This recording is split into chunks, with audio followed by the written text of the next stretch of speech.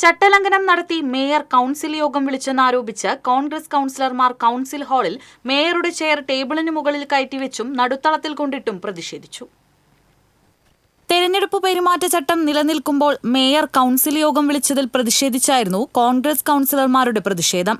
യോഗ നടപടികൾ ആരംഭിക്കുന്നതിന് അരമണിക്കൂർ മുൻപേ കോൺഗ്രസ് കൗൺസിലർമാർ കൗൺസിൽ ഹാളിലെത്തി പ്രതിഷേധം ആരംഭിച്ചു.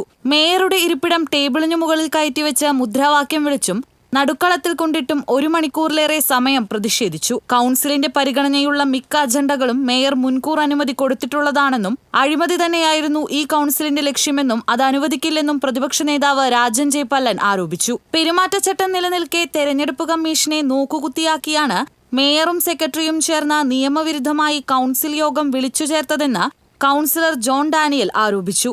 കൗൺസിൽ യോഗം വിളിച്ച് അരമണിക്കൂറിനകം യോഗം ചേർന്നില്ലെങ്കിൽ യോഗം പിരിച്ചുവിട്ടതായി കണക്കാക്കും എന്നതിനാൽ 11:40 കോൺഗ്രസ് കൗൺസിലർമാർ പ്രതിഷേധം അവസാനിപ്പിച്ചു മടങ്ങി. പ്രതിഷേധം കണക്കിലെടുത്ത് മേയറോ ഭരണപക്ഷ കൗൺസിലർമാരോ കൗൺസിൽ യോഗത്തിന് എത്തിയിരുന്നില്ല. തിങ്കളാഴ്ച രാവിലെ കോർപ്പറേഷനിലുണ്ടായിരുന്ന മേയർ അവിടുന്ന് സ്ഥലം വിടുകയും ചെയ്തു.